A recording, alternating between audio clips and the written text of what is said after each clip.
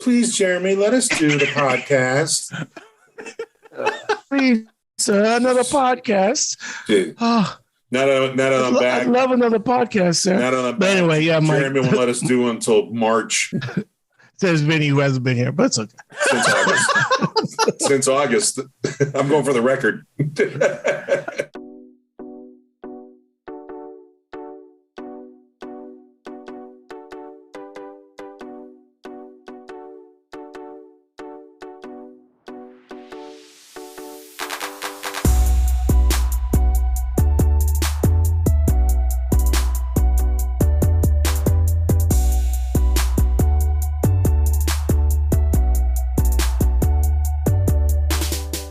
Mikey P here from the We Speak English Good podcast.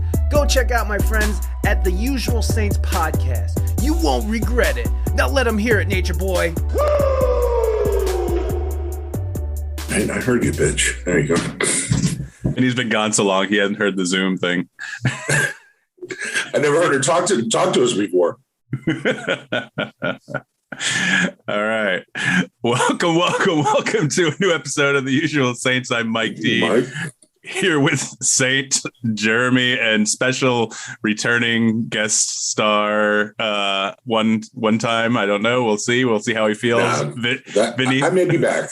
I may be totally back. Well, I mean, what else do you have to do, Vinnie? Exactly.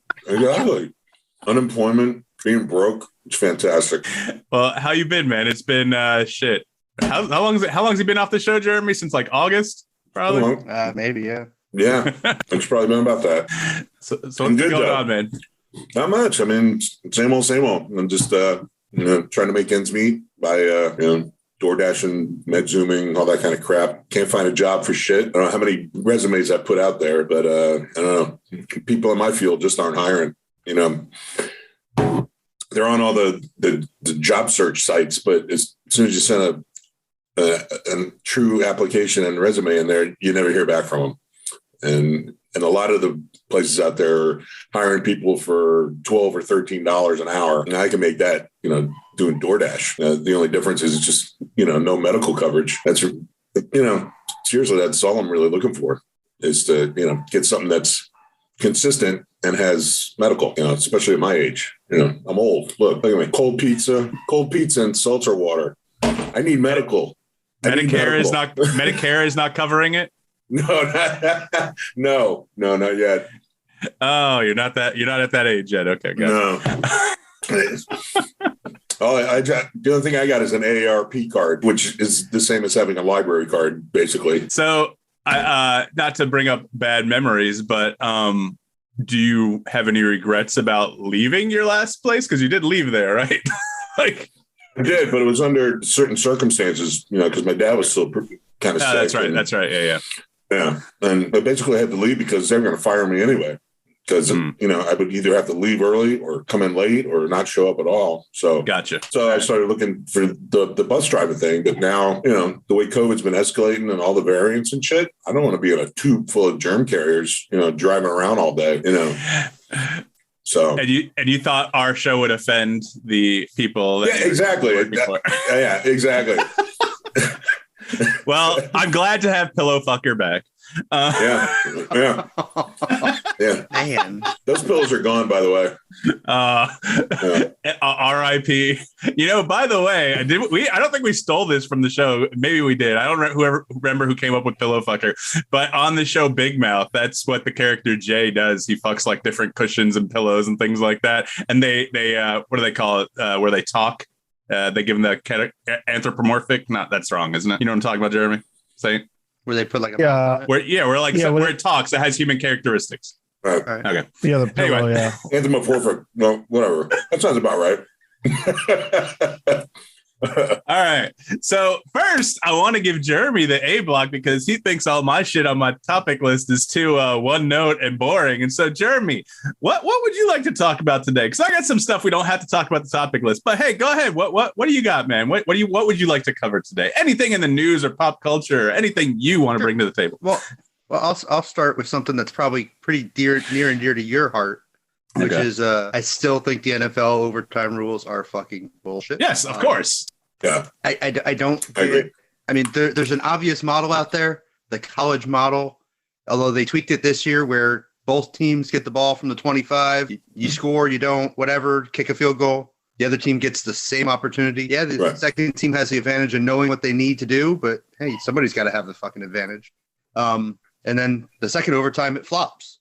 College, after the second overtime now, instead of the 25, you get one play, pretty much a 2-point conversion, go or no go, and you keep going back and forth with the teams that way. To me, that, I mean, especially watching this last weekend of probably the best football games, 4 football games I've ever seen in my life in terms of as a whole.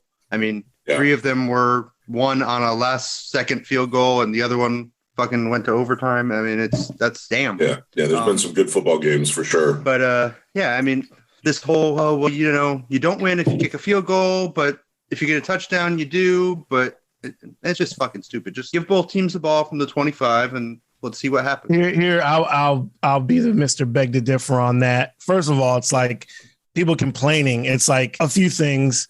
Everyone knows what the rules are going into the game. So it's like, yeah, you know, if you get the coin flip or whatever, but you know, that's why you have a defense. A defense is there to stop the play.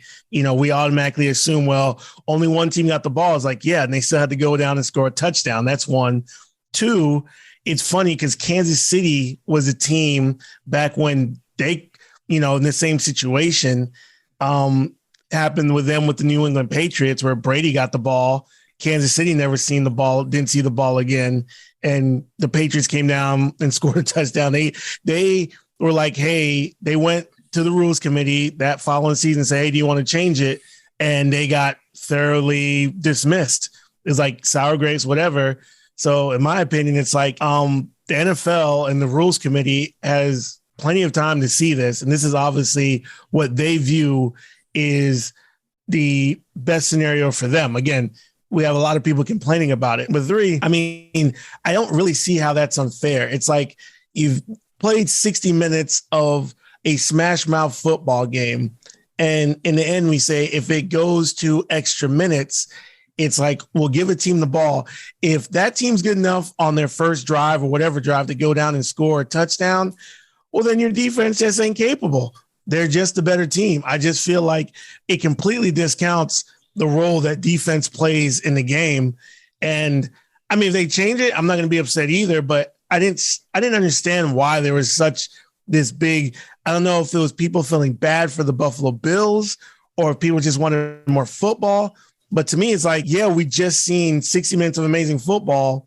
You go to overtime and it's like they got the ball and they marched the ball all the way down the field on your throat and scored a touchdown. It's like, hey, you weren't good enough to stop them. Game's over. That's how I kind of feel about it. Again, I'm not saying I'll be upset if they change it. I just don't realize why so many people got upset about the way it's done or feel like somehow the way the rules set up, it's unfair right now. It's I don't know. It's kind of odd to me. Well, part of the argument is that if you got a game like that one where it's 2 offensives, especially towards the end of the game that are just fucking neither defense can stop either team, then it is just the coin toss. And in the playoffs, in the NFL playoff, the coin toss winner has won 10 out of the 11 games that have gone to the playoffs in the NFL. 90%. The coin toss winner wins. It's a small sample of only 11 games, but that's just, I mean, something's got to be done about that if it's that big an advantage. So might be. So what do you see there? Obviously, I still think the Broncos should have beat the Steelers because, you know, whatever, but the rest of them need to be changed. You know, you see shapes in the clouds. What do you guys say? I think Vinnie has some Alzheimer's going on.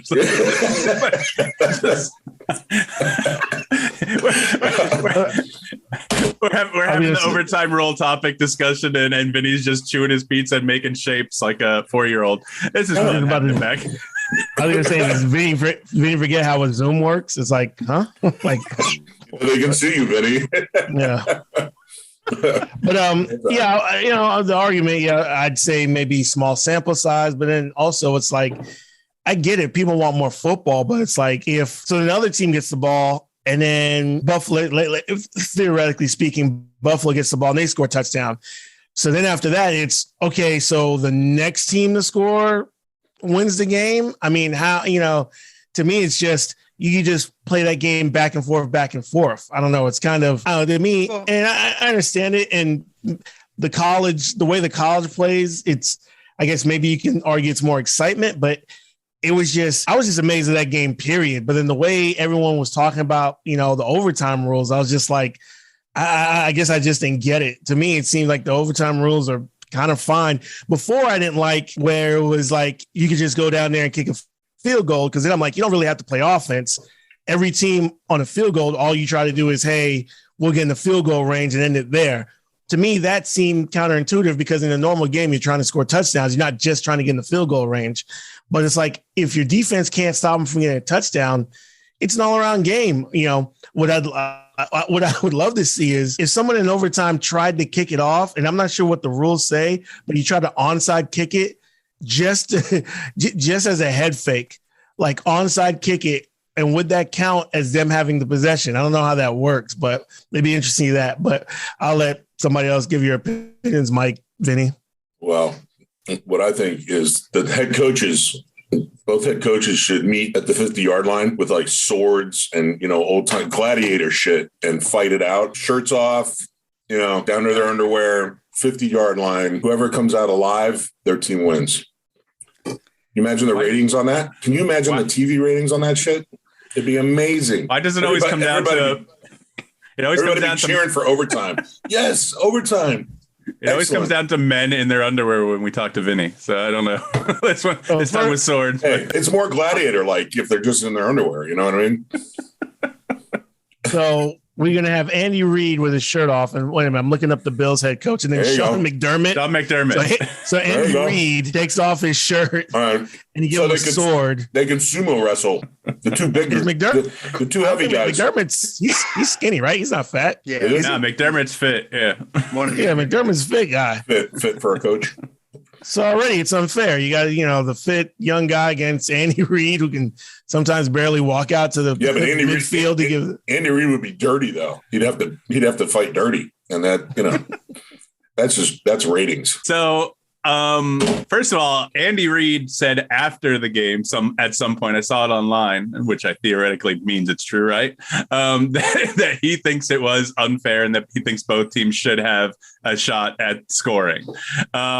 Because with those two high-powered offenses, if the Bills would have gotten the ball, they would have scored first, just based off how that last 2 minutes of that game went.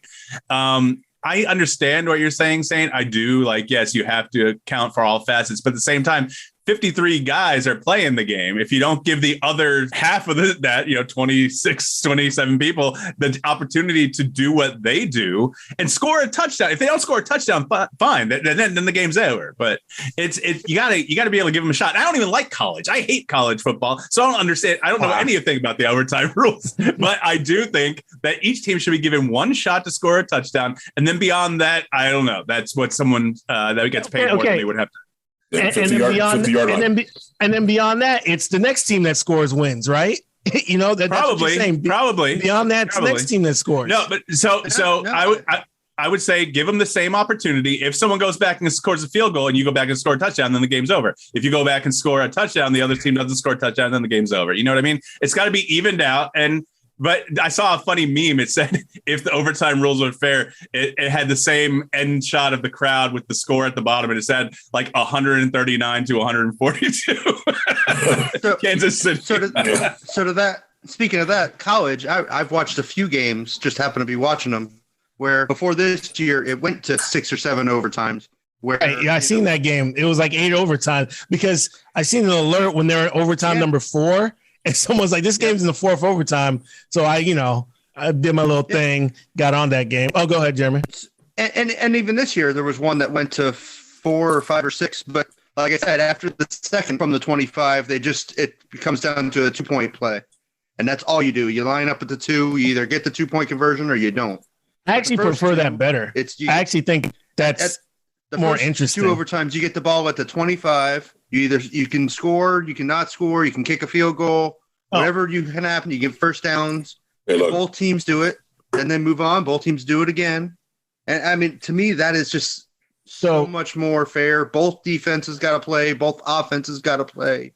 So here's how college goes, right? college goes, you flip, whoever wins the coin flip can decide. Usually in college, if you win the coin flip, you go on defense first because the way it's set up there. So in the first one, you go at it, right? And you start at the 25, both teams get a chance. You can kick a field goal or a touchdown, but if the first team gets a field goal or a touchdown, then the second team has to match a field goal touchdown. In the second overtime, if you score a touchdown, you have to go for 2. So when you score a touchdown, you have to go for 2 points in the second college overtime. Then if it gets to the third college overtime, that's when they go from the 2-yard line, and basically you're going for 2-point conversions, tat for tat.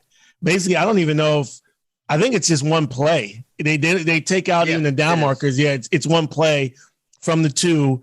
And you have to score. If you don't, then the other team have to score, and you have to match back and forth. Only reason I would go for that system because it's less wear and tear. You're not asking a defense to sit out there longer, trying to actually defend the whole field and yardage. So I kind of do like the college rules more. I'm just saying that, and again, I'm not against if the NFL feels like, yeah, maybe we should change to that way because we're arbitrarily making up these rules as we go.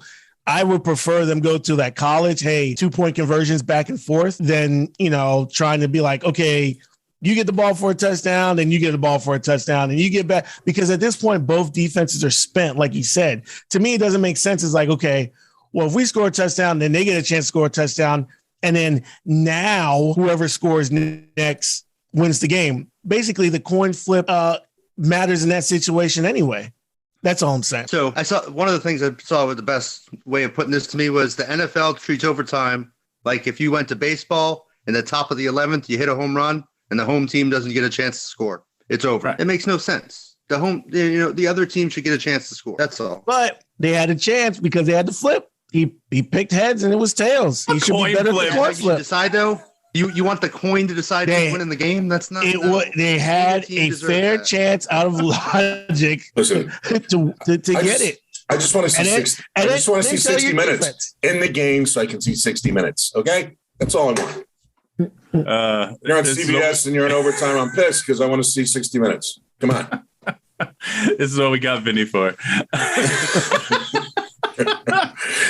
Well, it seems like. When you're sitting around unemployed, I don't give a fuck that these billionaire football players are, got it so bad with the overtime rules.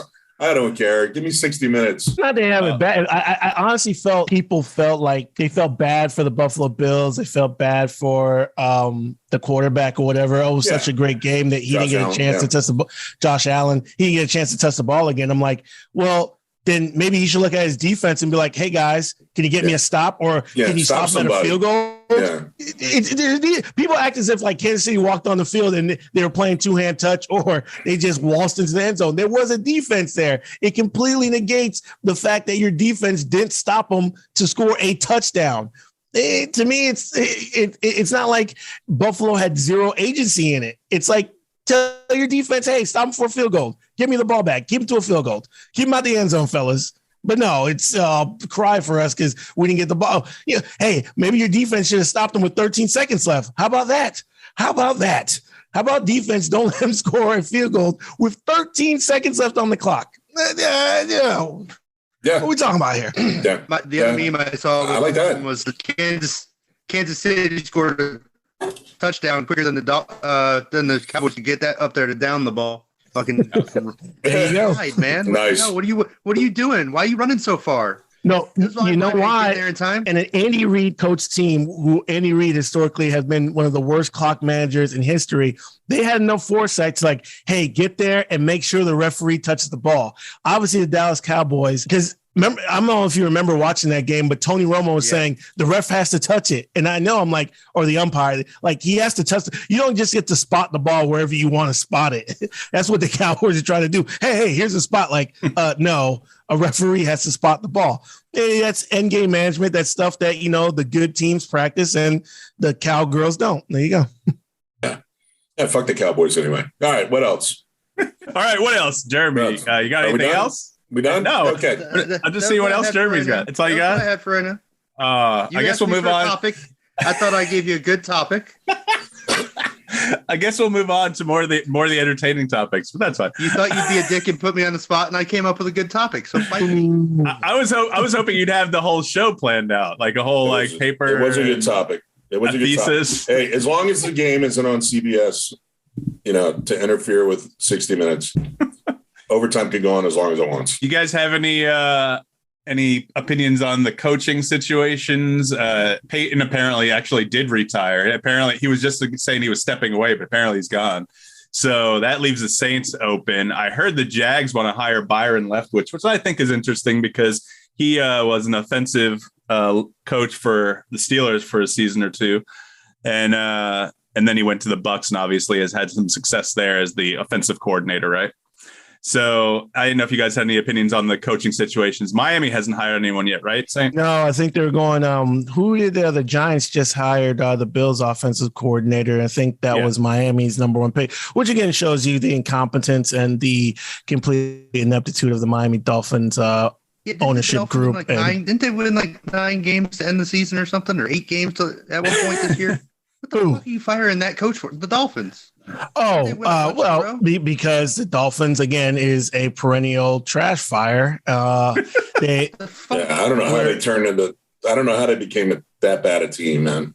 Well, no, really because the owner doesn't really know what he's doing. He doesn't know what he's doing. Doesn't want. He puts his trust in people who are not football people. Our general manager, Chris Greer. Kudos for having the gall to hire an African-American manager, but he's been there for 15 years. He's been there through 4 coaches now, and he stays. And for some reason, he stays, but we keep firing coaches. And, the coach, and I don't necessarily disagree with him, but Brian Flores doesn't have a lot of faith in our quarterback, Tua. Tua, an undersized, often hurt quarterback from the University of Alabama, which, again, University of Alabama has studs at every single position. But go back and look. If you think I'm joking, go back and look. The last really great quarterback to come out of the University of Alabama into the pros and become like NFL All-Pro Hall of Fame type was Joe Namath. Yeah, I had a brain. Joe Namath. That's the last Alabama. All those national championships Alabama wins, and their quarterbacks though, because they're surrounded by 5 stars at every line, wide receiver. Derrick Henry is an Alabama running back. You realize how their quarterbacks are set up to succeed, and yet they get to the pros and they're kind of. There's 3 of them right now. There's Tua, there's Mac Jones, and then you got Jalen Hurts. He ended his career at the University of Oklahoma because Tua took his spot. But from the 3 of those, every one of them you're going to be like, okay. And Brian Flores, who's a defensive guy, he looks at his quarterback. He's like, do I really have a great quarterback? Or but they're putting all their eggs in the Tua basket. So they got rid of Flores and he's going to get a job immediately from one of these teams. So, but that's, nobody wants to come to the Dolphins dumpster fire, even though if you know what you're doing, it theoretically, it should be a great position to have. You should be able to get free agents and should be able to, keep them around. But, there's my little Dolphin rant. So, well, with Big Ben retiring officially, that's near and dear to my heart. Yeah, all the bathrooms in Pittsburgh are now safe again for for our young ladies. They're just more unsafe on Sundays now too. Oh boy, the bathrooms are in Georgia. I'm pretty sure. Thank you. My fantasy football team name this year was Big Ben's Bathroom Buddy. Is what it is. I keep my head on a swivel in the bathroom. That's because you're looking for guys. That's right. Looking for the closest glory hole. That's why I carry a drill. Does anyone here have any opinion on the Steelers quarterback situation? Obviously, we're probably looking at Mason Rudolph starting next year. I get people saying like Aaron Rodgers might become. First of all, I don't want Aaron Rodgers on the Steelers. I don't care how good he is. I know you probably think I'm lying. I don't want to see him on the Steelers. I disagree with too much of his personal philosophy and everything like that. I just don't know that a veteran coming to the Steelers makes sense. I almost want them to give Dwayne Haskins a shot. They didn't give him any shot except for in the preseason. So we'll see if they get anyone in the draft. Apparently, according to what I'm reading, there's no one that's really going to be great in the draft for a quarterback.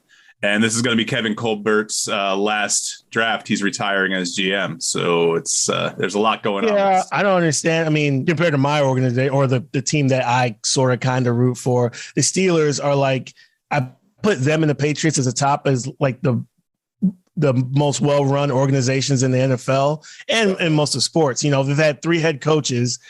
Mike Tomlin's never had a losing season, been to 2 Super Bowls and has won 1. But just, I don't know why you wait so long, especially when a guy that you know is close to retirement, and to have him try to pick your future quarterback and to be asleep at the wheel. It's like season after season, you see Ben Roethlisberger getting worse and worse and worse. Eventually, we're going to have to replace him. And it seems like it just never crossed their mind. Again, still never had a losing season under Tomlin. I think their best bet is to go maybe after like a Russell Wilson and still try to see if you can find someone in the draft. Like, hey, Russell, this will be your team for the next 5 years, but we're also looking towards the future. Just make a deal with someone like that. I think Russell Wilson in that system with Tomlin, I think Pete Carroll, I think he's kind of lost his mojo over there, and he probably needs to retire also. He's close to 70 years old. But, bringing a veteran, again, I don't know, the whole Aaron Rodgers situation, just like, I don't even want to talk.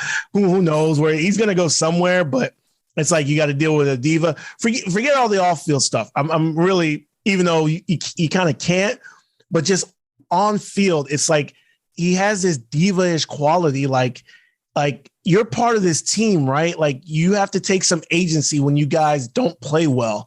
Like, and you didn't play well. He was locked in on what's his name, Devontae, the entire game.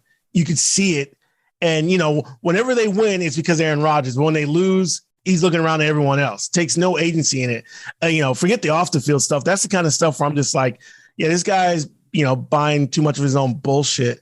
But the Steelers.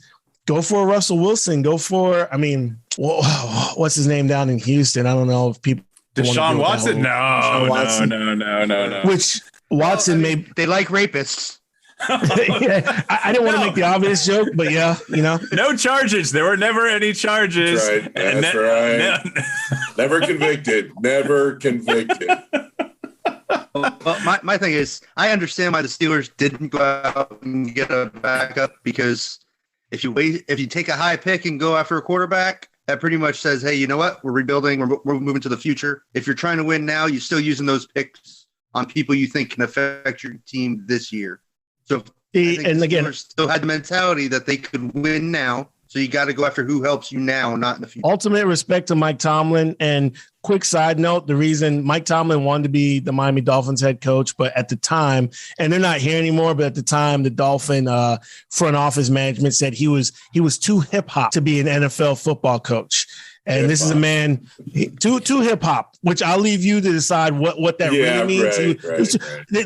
And he just went on to go to 2 Super Bowls, win a Super Bowl, and never had a losing season. And then we have the Miami Dolphins. Anyway, again, much respect to Mike. I want to know who said too hip hop and thought he'd get away with it. GM. It was our GM at the time, and our owner, which I think was Stephen Ross. He was a brand new owner. He said he agreed with everything. He didn't say it. I feel the same way, but he goes, I trust the judgment of my general manager. And it was the general manager who said it. That guy's been fired and is long gone. But anyway, but Mike Tomlin, man, look at Bill Belichick. As much as I think Bill Belichick's an asshole, he's an asshole to the point where he's like, all I want to do is win football games. I will lie. I will cheat, deflate gate, whatever. I'm about winning these football games, right? And he's like, hey, look, Brady looking a little old. He'll go get a Jimmy Garoppolo. That whole situation, we can go back and forth. But it was Belichick who was like, hey, Tom is getting up in age. We'll replace him. Now, Brady's great and won two more Super Bowls. I can't believe I have to say that. Brady's so great. He won 2 Super Bowls after that whole thing. But Belichick's like, look, any of you guys can get replaced. If I notice a bit of slippage, I'm looking for the next young stud to replace you. And the Steelers, whatever. Thank you, Ben, for your service. But they should have been looking 2 years ago. They should have been looking for a replacement for Roethlisberger. It's like, what's the point of just okay, yes, we are still good. We're winning football games, but we're not going to go deep in the playoff with Ben throwing freaking 10-yard ducks. Before you'd move in the pocket, you couldn't bring Big Ben down. It hasn't been like that for years. And I think it's just kind of mismanagement when you're not looking towards the future. That's the name of the game. You always have to look forward. I think probably the only people in sports you really couldn't do this to is probably Michael Jordan and now, I hate saying it, Tom Brady. But really, if it's not those guys, it's like anybody can be replaced. Father Time's undefeated. Got to look to the future. And I'm not saying a first-round draft pick, but at least a second or a third. Steelers should have got a quarterback. Mike, your feelings as the Steeler homer here, as Vinny's having some technical issues. What the fuck's going on over here? Being a Bulls fan in the 90s, fucking Reinsdorf or whatever the hell his name was, did try to replace Michael Jordan and said, "Oh, it won't be a problem. We'll be fine." Yeah, it okay. Yeah. I mean, I've thought for years that they should have had a plan in place. I look at the Aaron Rodgers, Brett Favre model. I look at there's another model that I it's on the tip of my tongue. I forget. Maybe you guys can think of it. But like that's the model. You have someone in the wings. You have one in training. I mean, even fucking Tom Brady didn't start when he was drafted. He was under Bledsoe. Roethlisberger didn't start. He was under Tommy Maddox. Everyone had to get injured before they picked up. But so you got to have people. Chargers did well. Chargers did well this year, replacing the quarterback. Justin Herbert, yeah. But that guy's a fucking stud. He's like 6'7", and he's like, he's 6'7", 250, and he can do whatever he wants to do. So yeah, you mean another quarterback the Dolphins could have drafted? Instead, we went and got a small guy who's probably shorter than me. Exactly. From a team with. Do you see the hurt that I have? Yeah, we could have had Justin Herbert, but no, let's go with the little guy who's always hurt in football. Yeah, that's a good thing. But no, I was also going to say with Mahomes, I mean, the Chiefs were winning games. They were going to the playoffs with Alex Smith. They see Mahomes and they're looking at Mahomes like, we can win a Super Bowl with this guy. With Alex Smith, you're good. And they said from year two. I mean, Mahomes basically sat his first year, but you could tell in practice, they're like, yeah, this guy's our future. Thank you, Alex Smith, for your service, but time to move on. It should always be like that. And for people with their feelings and Aaron Rodgers getting all in his feelings, because now the only thing I will say is if you're Green Bay, you don't have to take a quarterback in the first round. I wouldn't, if you still have a QB who you think you can win with, I would not take a first round pick. But a third or a fourth, just to see. Actually, even I was just talking about it. Russell Wilson, the Seahawks today, they picked him in the third round when I forgot who he replaced, but it wasn't a thing. It's like we'll take a third round, a second, third, fourth round flyer on a QB for either our backup or the future. And I think Pittsburgh has just not been on the ball with that. I get loyalty and I respect it, but sometimes if you got to move on, you got to move on. Yeah, I don't think he would have ever been offended, like to the point where Aaron Rodgers was when Jordan Love or whatever got drafted. I don't think Roethlisberger would have been like that. He seems like a pretty team guy, and I wish they would have drafted someone. So now they're stuck with Mason Rudolph, Dwayne Haskins, and Josh Dobbs if he stays. It's gonna be a rough year. It's going to be a rough year next year. And whoever else. I mean, I read people saying give Rudolph a chance, but okay, I guess we're gonna. Okay, what other choice do we have? All right. We've done a long A block. Let's take a quick break. You've been listening to Usual Saints. We'll be right back.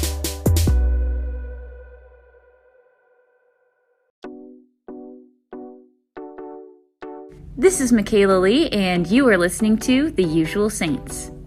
Because you're cool, and you should know that. Hype! Welcome back to The Usual Saints. I'm Mike D here this week with Sainte and Jeremy, and Vinny's back for however long he decides. Let's talk about, since Jeremy wants to avoid the controversial stuff, let's talk about the Beatles. You like my Lego stuff that I got? That is cool. Who this is? Yeah, it's Yoko Ono. That's Yoko Ono with John Lennon's glasses on. So I just wanted to, we've never really talked about him. So, I mean, I figured we can do a short B block, just getting people's opinions on it. I'm a huge fan. I think it's probably because my mom's a huge fan. My dad, I'm sure, is too, but I think my mom is more. I've always been a Beatles fan. Yeah, I mean, it's just something I grew up with. And now I listen to their albums on my own, like the White Album's one of my favorite ones, Sure. I love it. And I try to expose my daughter to it. She doesn't really seem to enjoy it that much at this time. My wife doesn't like the Beatles too much. She's like, they're fine, So I just wanted to talk about to the other Saints and see what you guys' opinions were. I mean, Vinnie, obviously you were alive when they were together. So yeah, absolutely. I was absolutely alive when they were together. I was a young sprout, but I was alive. And young sprout of 22. Yeah, exactly. I think I had just been born when they were on the Ed Sullivan Show for the first time. And, but yeah, I've been a fan ever since, but being alive when they were together. Yeah. I mean, they were being listened to all the time, either by my mom or dad or my aunt who was big in music. We're kind of kindred spirits as far as music is concerned, but, I've always liked the Beatles, from the very beginning. And even when they went solo, except for Ringo, it was okay, him and the All-Stars and stuff. He did a lot of great stuff with other musicians, but Paul McCartney with Wings and John Lennon stuff in the beginning. And I've been a Beatles fan, and of course George Harrison as well. Listen to a lot of his stuff as a solo artist. I'm a huge Beatles fan. I still listen to their stuff. At least once or twice a week. I got one of their CDs in, so. Yeah, it's nostalgic. That's right, CDs, motherfucker. If I had a cassette, I'd be playing that shit too. Oh my god! Jesus Christ! Sounds better on CD. It sounds better on CD. Get off me! I'm gonna have to stream everything, man. Oh, hold on, I got to take a piss. Well, we'll just go ahead and stream it. You don't have to even get up. Fuck. Well, technically, when you take a piss, you are streaming it. Yes, I realize. I mean, so that's the great content that we need, that we're missing on this show. I'm tossing softballs to you guys. Come on, knock them out of the park. So, Vinnie, you were the only, and I keep going only one live, but I want to know your memory of it because you were probably a teenager when John Lennon died. Oh, when he died? Yeah, I was in high school. Okay, so what do you remember about that, if anything at all? Like when he died, when you heard the news he was shot or killed or whatnot? Well, of course you don't hear it. It wasn't like you're in class and you see it on your phone as you can now. But we did hear about it in school. A lot of people were talking about it, and it was sad. Because I was a fan, and the way he died was just ridiculous to me. It was just hard to believe that he got killed like that. But it was a big deal, man. 1980, it was all over the news, of course. And then the big thing with a lot of people heard about it first when they were watching the Monday Night Football game when they interrupted. Yeah, Howard Cosell. They interrupted and said that he had been shot. I remember that well, actually. Yeah, and I was. I guess a sophomore at that time. Maybe it might have been it was probably my junior. Yeah, it was my junior year because it was in December. But it was a big talk in school too. You wouldn't think at that point that would affect a lot of kids in high school at that time because of all the other music that was being listened to. But he was still relevant as far as music was concerned. He still had stuff coming out. So yeah, it was a big thing. I mean, it wasn't like a Kennedy thing or something like that, but it was pretty close, to a lot of people. A lot of people, remember where they were when it happened and stuff like that. And so, yeah, it was a big deal. And then later on in life with, George Harrison dying from cancer and everything, that was big too. Yeah. But, I mean, if you're nostalgic, you're growing up with those things, and it may even just be, background noise, but it's still part of your life, and you remember it, whether you're a fan or not. You still remember those things. But I'm a fan. You say later on in life. So how old are you now, Vinnie? 50 what? 7. I'll be 58 in June. Okay, so George Harrison was 58 when he died. Can you believe that? Cool. No, I'm not trying to be all cool. All right.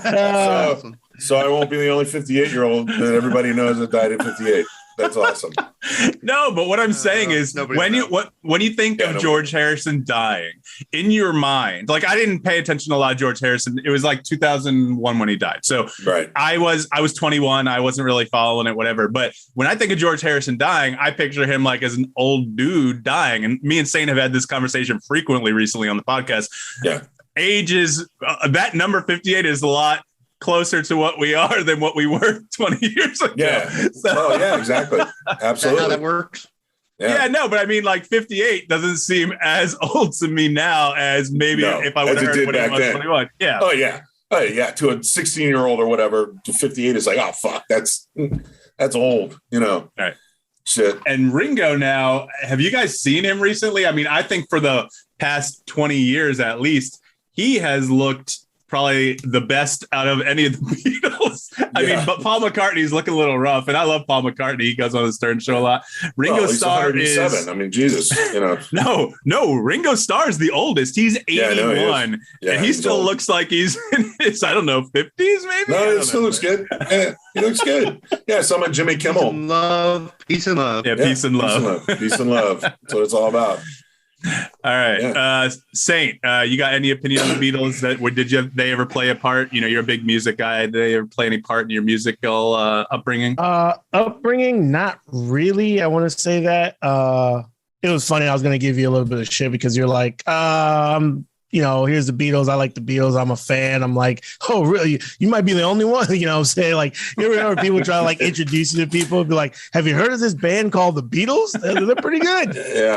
Pretty good. But as I, you know, gained more musical knowledge, I, you know, at first as a kid grew up just listening to, I guess, what you consider just traditional pop music, then going into R&B and hip hop. And, you know, around my teens, I got really into like old school 70s, 60s, 70s R&B, the Motown stuff, the Stax record stuff. I love that shit.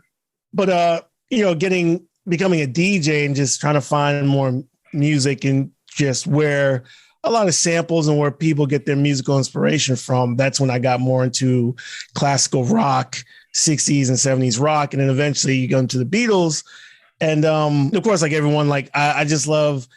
It's kind of weird, as opposed to just really like loving or really feeling like the music is speaking into it. It's just the creativity and how they created their albums and stuff. And then when you look at it, the story of the Beatles is actually more fascinating to me from a historical standpoint than, you know, me just loving the songs. Like, you know, I'm a hip hop kid. I grew up, you know, born in the 80s, 90s, hip hop is my thing. And I tend to gravitate more to what you consider contemporary, urban, you know, black Motown music. But like the Mike story Tomlin. of the Beatles. Yeah, you're too hip hop. You're too hip hop. Yeah, for this podcast. But the story of the Beatles is fat because you look at it like they didn't hit the Ed Sullivan Show until like 1961, 62. Was it 62?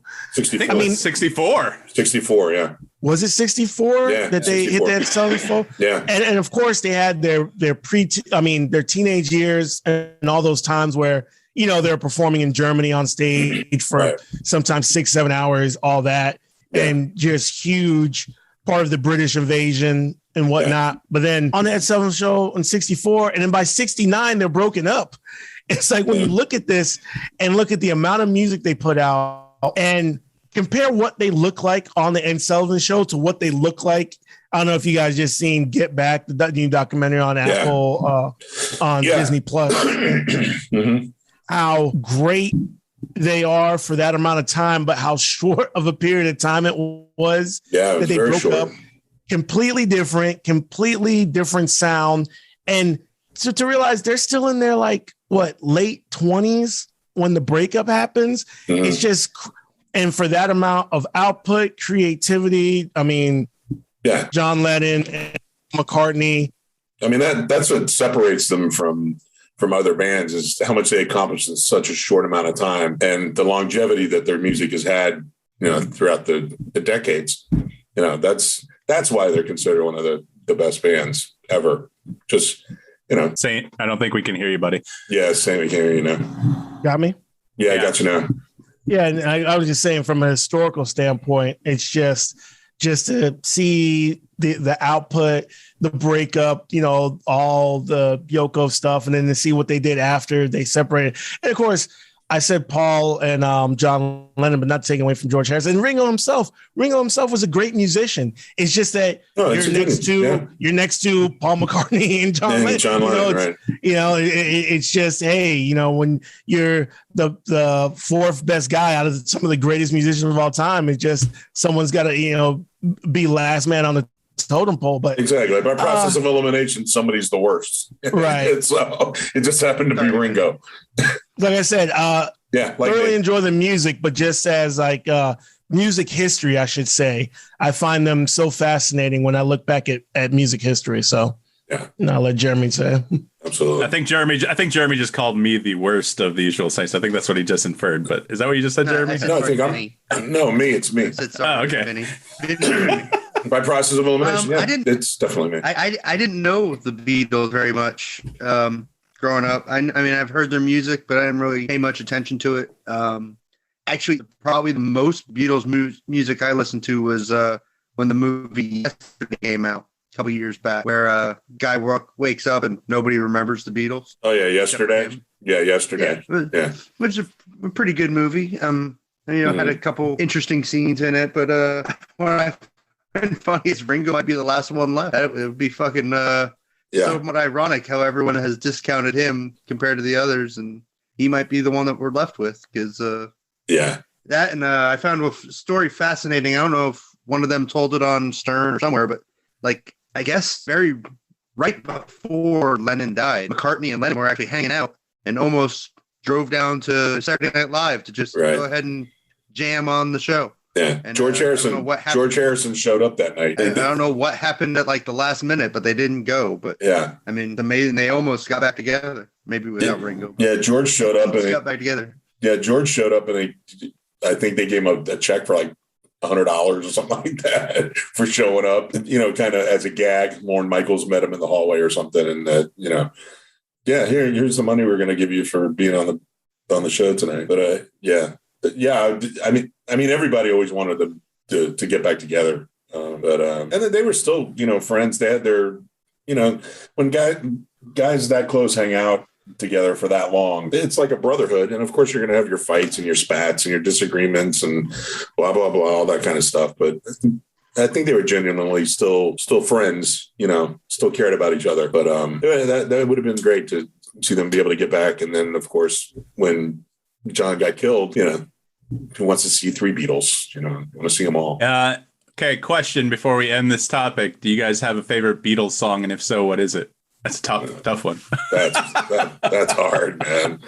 Wow. I think I'd probably have to go almost anything off the White Album. I'd say Dear Prudence I really love. I love Rocky Raccoon because I feel like I was singing along to it as a kid. So I know it and I sing the whole thing when it comes on.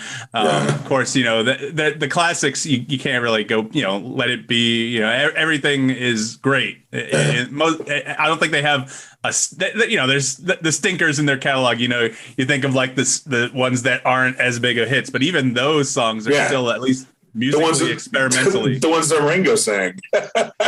Octopus's Garden is fucking great. Are you kidding me? I love Octopus's Garden. But I didn't know if you guys had a favorite song. Jeremy, I challenge you, since you don't seem to have a lot of knowledge, but I challenge you to listen to it on go ahead. Top 3. Go ahead. I can probably give you my top 3. All right. Let it be probably Hey Jude and Eleanor Rigby. Eleanor Rigby's great. That's a good top 3, actually. And fun fact of trivia, that's the only song that the Beatles did not play any instruments on was Eleanor Rigby. Me and Jeremy lost trivia one night because of that. Really? I didn't know that either. They had the whole orchestra in the background. They're not playing any of the instruments on that song. Oh, okay. Wow. Yeah, you got any? I don't know. Maybe Come Together, probably. Sure. Come Together, Let It Be, and then Hey Jude's kind of weird because my sister-in-law, they named my nephew Jude. So it was always kind of weird. People were saying "Hey Jude" and I just kind of was like, But anyway, yeah, probably there. And I'd have to think about a third. We'll probably Come Together and Let It Be the first that come to mind. Yeah. Vinny, anything? Mine are probably from when they first came out because it's a little more nostalgic for me. Can't Buy Me Love is one of my favorites. Hey Jude is there, definitely. And probably Sgt. Pepper is a great song. I like Sgt. Pepper too. Just a lot of the stuff that they use to make that album. The whole album is great. So the funny thing is, though, when that album came out, then the Beach Boys came out with Pet Sounds, and that's a fantastic album too. If you ever get a chance to listen to that whole thing, it kind of rivals, Sgt. Pepper. Brian Wilson was a bad motherfucker, man, until he went nuts. Well, he's still a bad motherfucker, but yeah, I think Can't Buy Me Love, Hey Jude, and I think Sgt. Pepper. I think Stern just went off on a whole rant about how people talk about how good Pet Sounds is. He doesn't think it is. I don't think I've heard it, so I guess I don't have an opinion on it. But well, like I don't think it rivals Sgt. Pepper, but it's good. I mean, for what they did. The things that they did on it. But yeah. What's a song off that album that they have? Can you remember? Can you name any that I would know? Jesus, I don't even know. What album is God Only Knows off of? That's a great song. I think that's off Pet Sounds. Okay, that's a great song. Yeah. And then you got their older stuff, like Surfing. Did they sing Surfing Safari or Surfing USA? Surfing Safari. I think it's Surfing Safari. Okay, I forget. All right, let's think that don't the Beatles do like all the surfing songs? Like every surfing song I ever heard was like, it's the Beach Boys, right? The Beach Boys. Beach Boys, yeah. Well, then there was Jan and Dean. Jan and Dean were a big surfer music duo. Mike, what was your top three, Mike? Like I said, I'd probably have to pick stuff off the White Album, and I love all of them. It's so hard. But that White Album, for some reason, I can just play it. At least definitely the entire first disc I can listen to no question anytime I want. The second disc, too, but then you also have Revolution number 9 on there. And I used to love that because I thought it was the weirdest thing to listen to. I don't know if you remember, Jeremy. I had a party in high school. I threw Revolution number 9 on just so I can see, just so I can play the weirdness for everyone. Yeah, you know what I'm talking about, Vinny. I'm the same. You know Revolution number 9? Yeah. The reaction of people when you put that on. It's the one where they're just playing all these random instruments, random sounds. They're going in and out. It's a really interesting song, but is it good? I don't know at this time. I feel like it's good. It's good for what you could use. If you want to end a party, you put that on and it'll clear your house out pretty quick. So Jeremy, to answer your question, I think I'd probably go Dear Prudence. I just fucking love. Rocky Raccoon, just because, like I said, it brings me back to me singing it as a kid. Yeah, it's and then thing. Right. Yeah, beyond that, I do love Hey Jude. Just when that first note hits and he starts singing, I'm like, it's something I can sing along with. And then I think allegedly in the middle of that song, that's the one where someone says "fuck" allegedly. I think it's Ringo or something. You allegedly hear say "fuck" off in the distance. He's like "fuck," and I don't know, how true that is. I've actually listened to a few different YouTube videos about the making of songs. And we can't forget. While My Guitar Gently Weeps. So while they're making that song, they have Clapton in there, and he's not credited on that. Right. So it's all this kind of stuff. It's so much history, so many rabbit holes to go down. But the White Album, and you can almost pick any of the 3 songs off there. Obla Di Obla Da, fucking starting the album with Back in the USSR. Oh my God, I'm getting chills thinking about that now, man. It's just making me I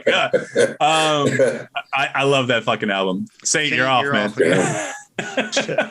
There you go. Check. If only we had a podcast, we could steal that song for. Damn it. Yeah, no shit. Right?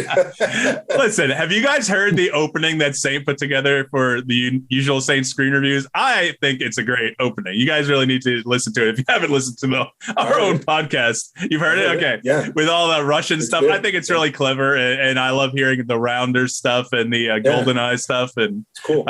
You got what's his name from Armageddon in there, right? Yeah, the last guy is Russian components, all made in Taiwan.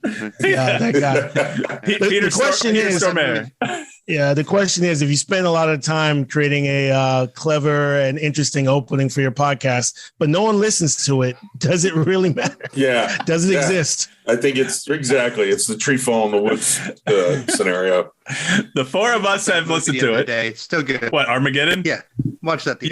You know, Ben Affleck said that he had such a horrible time making that because I guess Michael Bay wanted to make him like this sexy guy. I guess he had something to do to his teeth, like straightened his teeth, like had him work out just for the role and everything like that. Was it that movie or Pearl Harbor? Because I heard the same thing about Pearl Harbor. He probably did the same thing for Pearl Harbor, but Yeah. I remember he said, Armageddon was his first, like, I guess, sexy guy role, because that's where he comes in. He's the love interest for Liv Tyler and all that. Can Ben Affleck be sexy? I mean, if you tattooed a sexy guy onto him, he still wouldn't be sexy. Done again. My father-in-law worked at NASA at the time. We were filming it, and they'd filmed some of it there. Said that Bruce Willis was an asshole. I can see that. I can see that. That's a Hollywood lore now. Everyone says Bruce. I mean, he's trying to make, which is the reason why he's making like direct to. Is it right to say direct to DVD? Is that even a thing anymore? Direct to streamer, but direct to audio. It's direct to audio. if you look at it, like the last part of his career, he's been doing nothing but just garbage B movie stuff, and because he just has a reputation of like just being an asshole. I mean, famously, him and Kevin Smith had a big, huge where Kevin Smith is like, what was that movie called? The one with him in a Cop Out. Him wasn't Live Free or Die Hard. No, that's where Kevin Smith met him, but he said they didn't really have that many scenes together. But then, so he's like, I'm getting, hired to do this movie Cop Out with Bruce Willis and who was that? Why am I forgetting his name? Is it Tracy Morgan? Tracy Morgan. Okay. Yeah, and Kevin Smith, like everyone I worked with was such a delight. He like, I love that movie, except for this one asshole. And he never. I mean, now he says it because they're trying to make up, but he was like, he's like, Bruce Willis was just an ass to everyone. He's like, I love Tracy Morgan. I love everybody. Everyone was like, it was a great experience, except for this one Hollywood. And supposedly he's just like the biggest dick in Hollywood. So I guess that doesn't surprise me. No. That doesn't surprise me at all. He looks like he could be a dick. Mm-hmm. All right, let's take a quick break. We'll come back with a C block, Chad moments of the week and whatever else we talk about. Vinny's not done that yet. So, all right. We'll talk about it when we come back, Vinny. Oh, God damn it. You've been listening to Usual Saints. We'll be right back.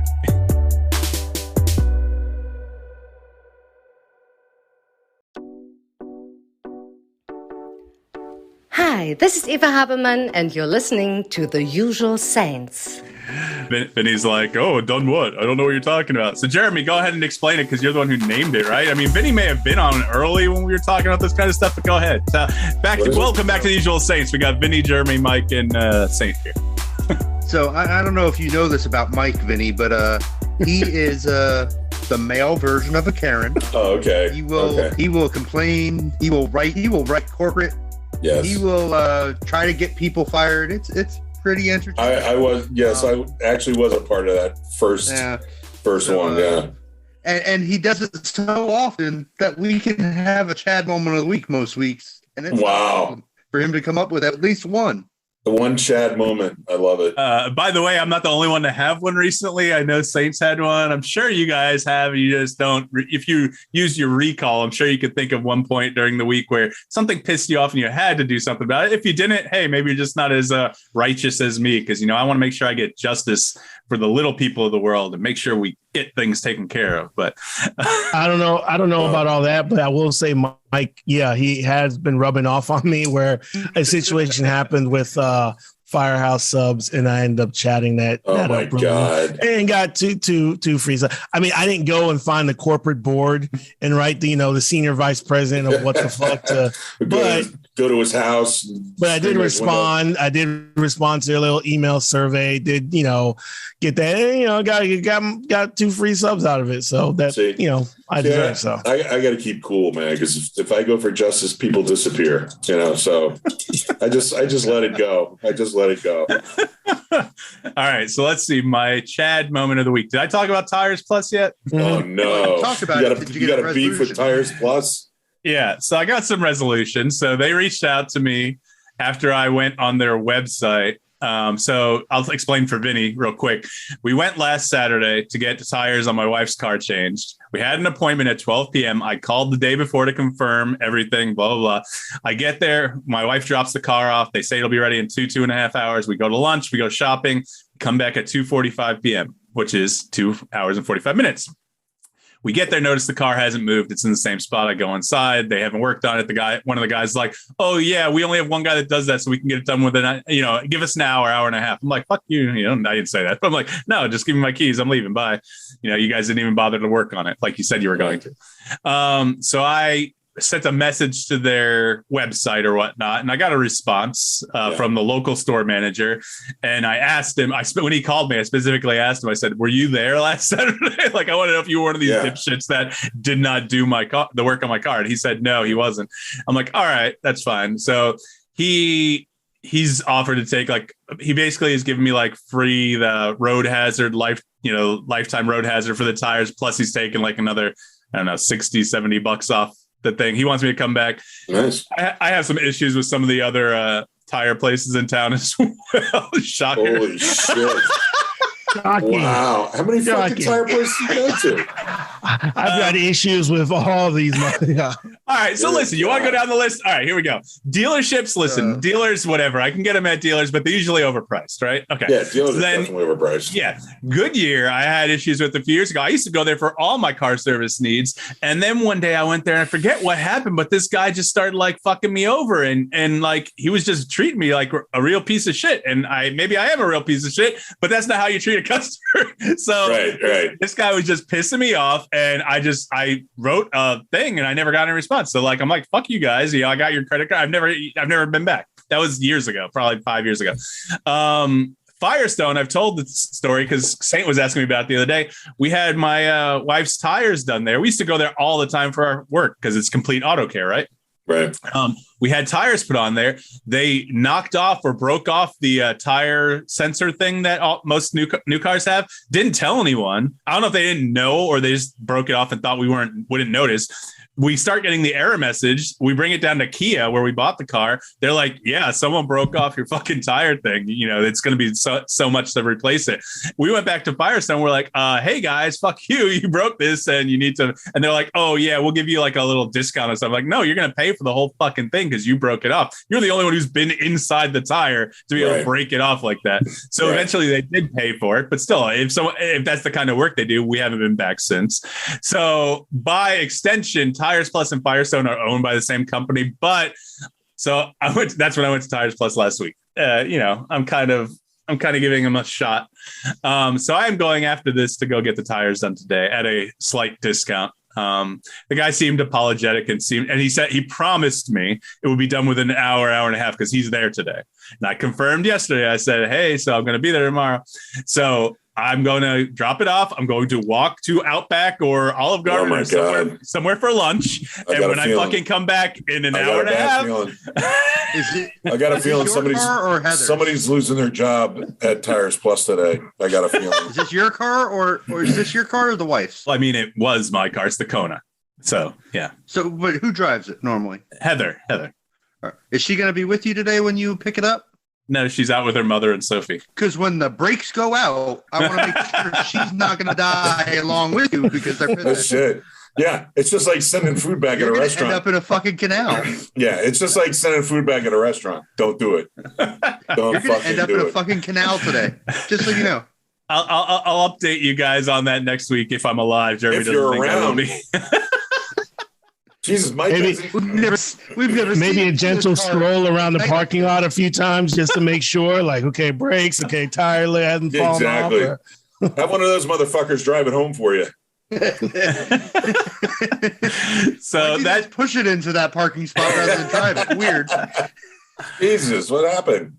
That's where I'm at for the week. I have no resolution for the wing house situation. I haven't tried to call them again. So hey, look, in your defense, Mike, I do enjoy hearing stories where people go after people and hold them accountable for what they've done.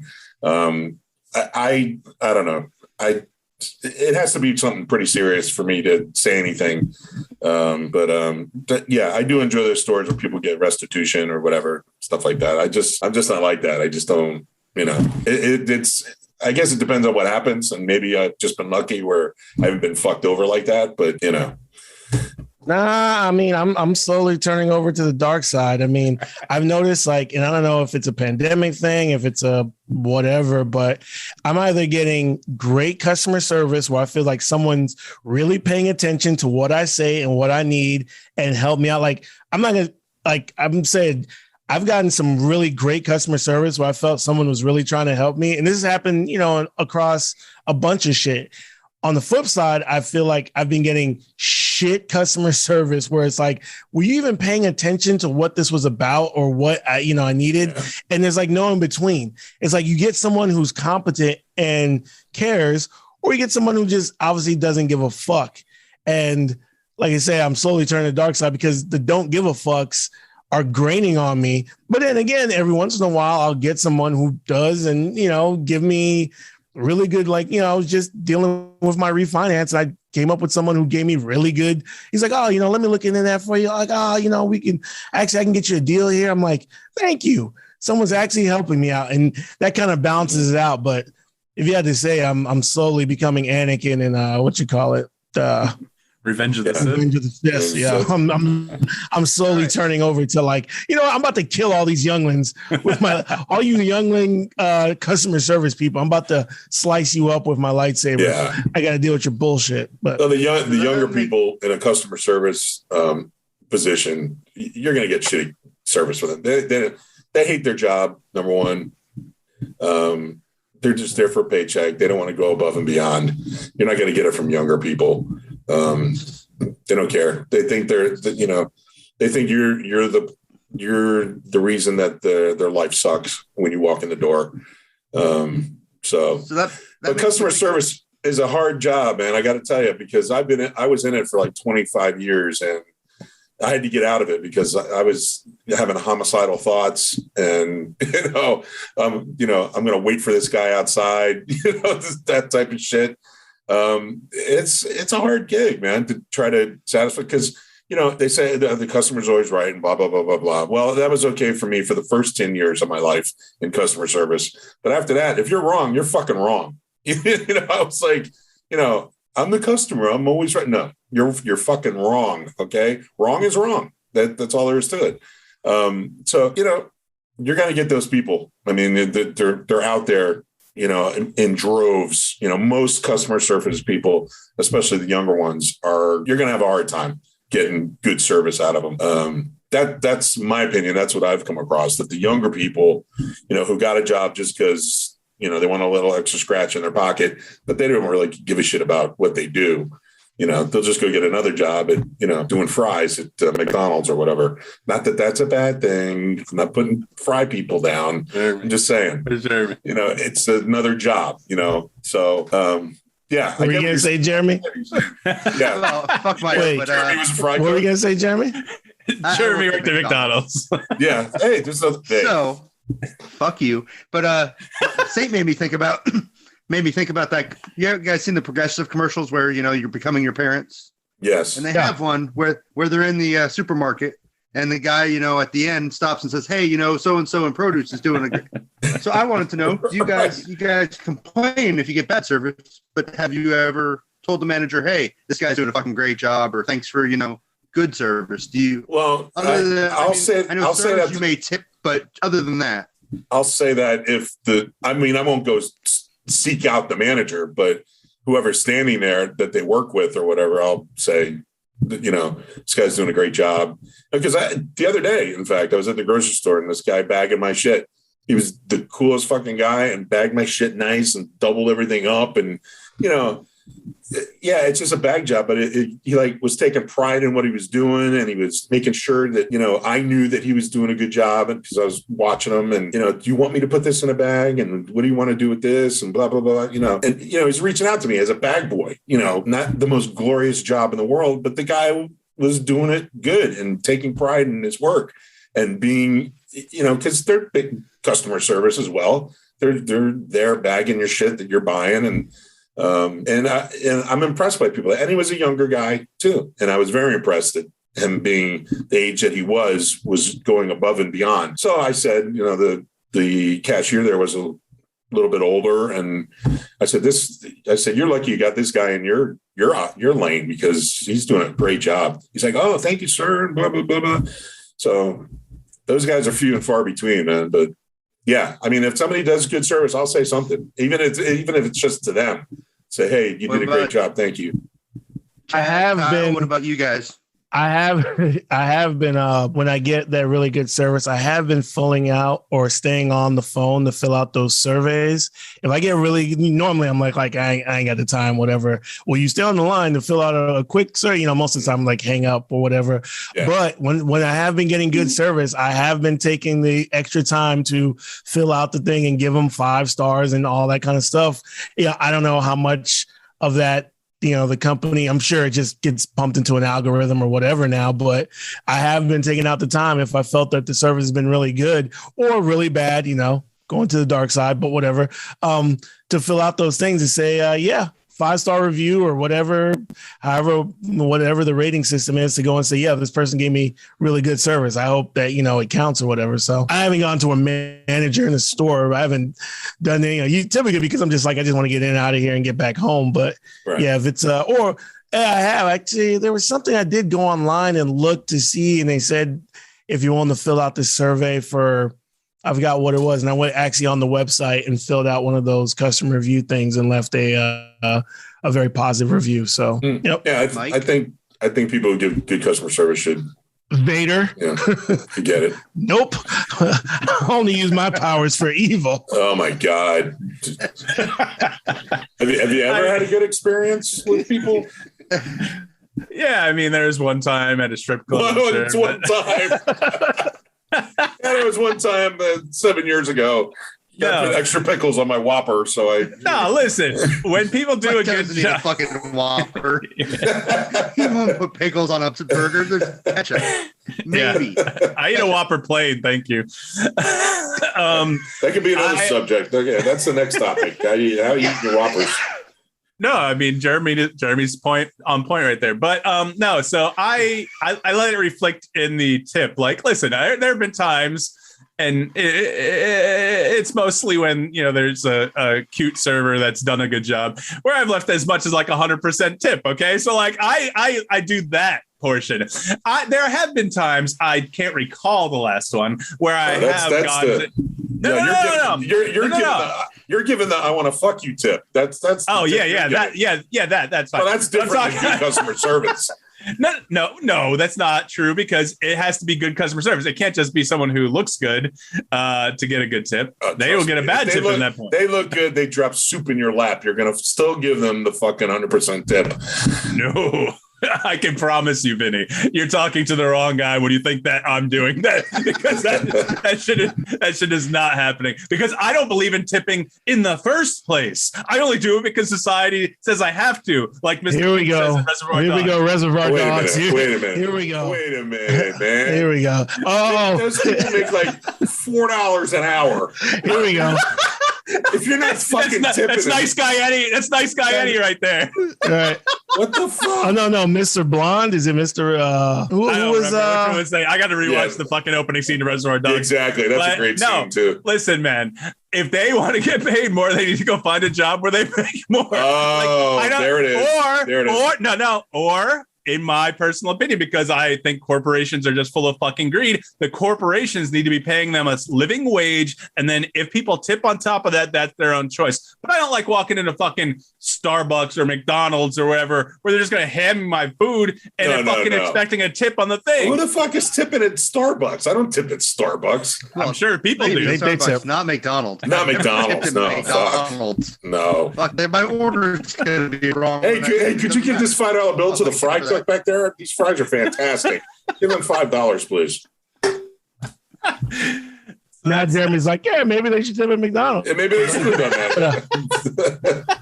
No, Mike, you're Mr. Pink, and Vinny's becoming Mr. White. I can't believe he broke out into a Reservoir Dogs, the opening scene of Reservoir Dogs. That's right. They make $2.15 an hour, and you're going to stiff them on a tip because your drink didn't have a coaster. I don't care about coasters, but no, I feel like that corporations that don't pay people a standard living wage. Yeah, well, okay, that's on the corporation though. That's not on the guy handing you your fajita. Well, yeah, we'll see. How's like the I said, tips on, how are your tips for what do they call it? Gig DoorDash going for you? DoorDash. Yeah. No, they're good. They're good. Yeah. Yeah. Yeah, they're pretty good. I mean, do you mark down the customers, hey, I don't want to do this one again because he doesn't tip type thing? No, I mean, you can refuse. No repeat customers. No, you can refuse deliveries, but I mean, I guess you can. I haven't done it, and I don't know if it can be done. I guess you could complain about somebody you deliver to. I don't see why you couldn't, and they might cut off their account. I mean, it's got to be something pretty bad. My wife was doing grocery delivery around here. Yeah, sure. And most of the other ones that she would meet up with or talk to, they would keep like a freaking Google map because we're not Atlanta. We're a small area. So you get the same customers over and over. And they would keep like a Google map with pins that would say, hey, this guy didn't tip me last time. So they'd see that order come up for that address and nope. And not take it. Not going there. What's the use of that? Sweet. I love it. Why would I take that delivery? Yeah. Well, I mean, we're in a small enough area you can do that. But. Yeah. Well, I actually don't do it in Atlanta. I'm mostly in Metro Atlanta, suburbia, but and I do get a lot of repeat people. But they've been good to me. I give them good customer service, man. I mean, I get good ratings from those people, and sometimes they'll even send in extra notes like went above and beyond, or very professional, very courteous. So you're not delivering to Mike. I'm definitely not delivering to that motherfucker. I see that address come up. That's a no-win situation right there. Just for your information, during the pandemic, when my wife and daughter had COVID and they got all that money for DoorDash or Uber Eats and all that kind of shit, I was tipping people. Thank you very much. I was doing it. $1. No. If they were on time. 50 cents if they were late. No, I was doing 20%. I think I was doing 20% at least. No, I was doing 20% at least. Mike would have their car taken away from them if they came late. Have you guys all seen that video of that woman who delivered and said that an $8 tip wasn't enough, and she was talking to the guy on the Ring doorbell? Yes. And she grabs the food and leaves. I had to drive that far, blah, blah, blah. Yeah, I had to drive 40. She said it's 40 minutes. And the guy's like, that's a 10 or 20 minute drive. She's like, exactly. No, it's not. And she just grabbed his food and fucking left. And the guy's like, are you fucking kidding me? Yeah. See, the good thing about DoorDash, I don't know if Grubhub and Uber Eats are the same way. You can refuse to take an order, and there's no limit of how many you can refuse. And then they have a list of reasons you can pick, and you pick one and submit it or whatever. And then they have one that says something else. I usually just hit something else, whatever. But a lot of times you'll get an order that's like 11 miles away, and my rule is if it's less than $1 a mile, I won't take it. You'll get some that are like, you'll get $4.75, but you got to drive 11 total miles to pick up and deliver this food. Nah, I'm not doing that. It's got to equal at least $1 or more per mile. So there's that. I mean, and you don't get penalized from DoorDash by refusing deliveries. You can refuse as many as you like. So that's pretty good. You can pick and choose what you want to do. If you want to stay in a certain area, pick yourself like a 4-mile radius and just take whatever comes in there. But I've had good experiences with it so far, and if it wasn't for that, I'd be in the street right now, to be honest with you. Yeah. And then I'm doing this thing called MedZoomer as well. I don't know if you guys are familiar, but a big thing now is prescription delivery, and MedZoomer. MedZoomer is one of those partners with pharmacies that deliver. But the only thing with my MedZoomer area is it's not very big. It's not real big up here right now. So I only have like one pharmacy, but if I get like 5 deliveries, which are like in a 5-mile radius, you can be done in 45 minutes, delivering stuff. You get, $6 per prescription and then $20 just for being on call. So potentially you can make, 40 something dollars under an hour. The only problem with that is that's it. You're done, so it's like you made $46 today, but it was in, 45 minutes. But that would be different, of course, if, bigger, this is some local pharmacy that, you walk in and that's all they do is just the pills. They don't have anything else that you can buy. It's just almost like a warehouse. It looks like black market almost, that you're walking in, picking up these drugs and delivering them to people. But if you I won't go to a black market. Yeah. Only white markets. Yeah, I know you, Mike. I don't go to any market that's too hip hop.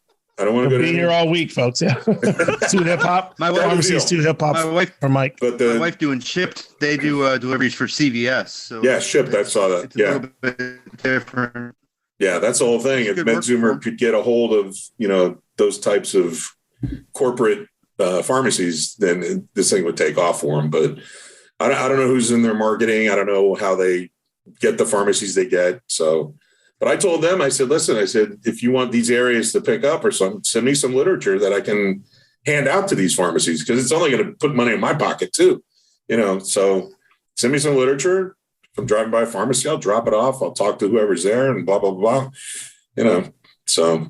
Hey, Vinnie, you got a Costco around you? Why don't you go work at a Costco? They apparently pay pretty good, and they have insurance for everyone that works there, even part-time. I've applied to Costco. I've applied to Costco, Sam's Clubs. Apparently, Starbucks has really good insurance. Who does? Starbucks. Yeah, I've heard that too. I could be a mad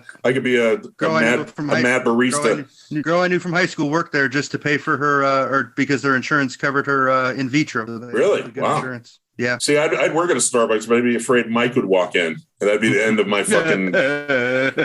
I don't drink coffee. Yeah.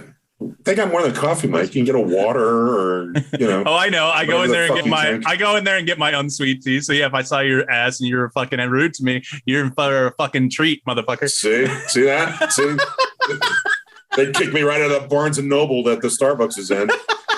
You can't buy books here anymore either, fucker. All right. Let's go ahead and wrap up, unless anyone else has any more pressing issues for this week. We've been talking for a while. Okay. Nothing pressing. All right. Well, it was good to have Vinnie back. We'll see if he shows up again good to be here. In the good future. Now we're back to the four guys with no pants. No pants. That's it. You got to stand up to prove it, Vinnie. I'm too ashamed. I'm too ashamed to stand up and show. All right. So as usual, I got to clean this chair now, though, because I was sitting here naked. His ass juices are just all over the chair. Yeah, well, I took a shit before I got in my chair, so I guess I didn't wipe as good as I thought. This is the quality content we miss without Vinnie. My favorite part is Sainte down there just not giving a shit. Doesn't it's not even phasing him. It's like, no, Vinnie's talking. Okay. Talking about standing up and showing that you're not wearing. I'm like, okay. Welcome back, Vin. Welcome back. That sounds about right. All right. These assholes. So find us on theusualsaints.com. We're on all the streaming platforms. Leave us a 5-star review. We'll say whatever it says in the review, good or bad. You can call. It better be good, or Mike's coming to get you. No, man. I said, what was the joke? I said I'd read Kaczynski's manifesto if I had to, the Unabomber's manifesto, if it was what was in the fucking review. I don't care. Call us 240-724-6877. Find us on social media, Instagram, Twitter, Facebook at The Usual Saints. And we'll be back next week with an all new episode. We're going to be recording a new episode of the USSR here in a minute. About Boba Fett episode 5. It's going to be Saint running it, but we're going to turn off the live for that. So if you want to listen to that, find that on wherever you get a podcast as well. Apple, Spotify, it's all over the place. So for Jeremy, Saint, and Vinnie, I'm Mike D saying thanks for listening to Usual Saints. Peace. There. Yeah, I didn't have to say it that time. It's all Vinnie.